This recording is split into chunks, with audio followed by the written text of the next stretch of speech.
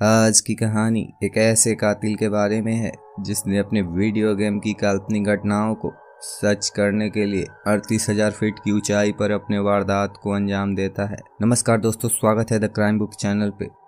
23 जुलाई 1999 all निपुण Airways की flight 61, जिसको 51 वर्षीय पायलट नोयुकी नागाशिमा और 34 वर्षीय को पायलट काजुयुकी कोगा 503 यात्रियों को लेकर टोक्यो के हनेडा हवाई अड्डे से दोपहर 11:30 के करीब उड़ान भरते हैं। प्लेन में 503 यात्रियों के अलावा 14 क्रू मेंबर्स भी होते हैं, यानी टोटल अगर बात करें तो 517 आदमी उस प्लेन में मौजूद होता है। मौसम क्लियर होता है। प्लेन को न्यू चिटोज ले जाना था, जो कि जापान का ही एक शहर है। करीबन 1 से 1.5 घंटे का यह सफ़र था। फ्लाइट 61 आराम से अपने डेस्टिनेशन की ओर बढ़ रही होती है। तभी लगभग 25 मिनट बाद एक आदमी, जिसका नाम यूजी निशिजावा होता है और उसकी उम्र करीबन 28 वर्ष होती है, वो अपने पॉकेट से 20 सेंटीमीटर का चाकू निकालता है और एक फ्लाइट अटेंडेंट के गले पर रख देता है और उसे कॉकपिट का दरवाज़ा खोलने के लिए कहता है। अब आप सोच रहे होंगे कि वह फ्लाइट में चाकू कैसे ले जा सकता है। तो ये बात आज से 23 साल पुरानी है और उस समय एयरपोर्ट पर उतनी सिक्योरिटी नहीं थी जितनी वर्तमान समय में है। अब वो गले पर चाकू रख के कॉकपिट के दरवाजे पे उसे ले जाता है।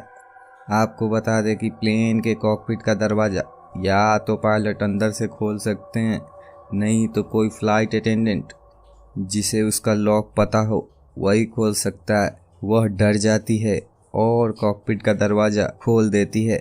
अब निशिजावा अंदर प्रवेश कर जाता है और को पायलट को चाकू के डर से सीट से उठाकर कॉकपिट के दरवाजे को अंदर से बंद कर लेता है और को पायलट की सीट पर बैठ जाता है।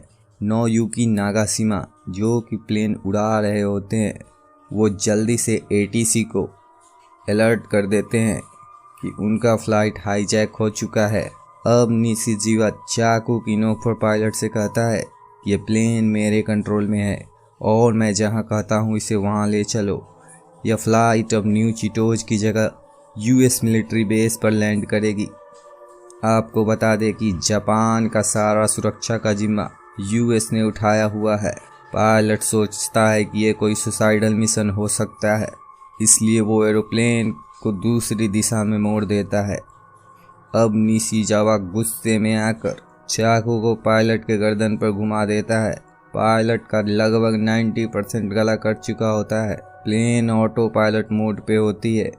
अब निशिजावा को पायलट की सीट से प्लेन को कंट्रोल करने की कोशिश कर रहा होता है। प्लेन तेजी से अपनी ऊंचाई खो रही होती है। इधर सभी यात्री काफ़ी डर जाते हैं। को पायलट भी बाहर होता है, बट को पायलट हिम्मत जुटाते हुए कुछ लोगों को लेकर कॉकपिट के दरवाजे को खोलता है। अंदर का मंजर देख वह पूरी तरह सहम जाता है। अब 12:09 के करीब चालक दल के सदस्य निशिजावा को अपने वश में करने में कामयाब हो जाते हैं। इधर को पायलट जल्दी से प्लेन को कंट्रोल करता है।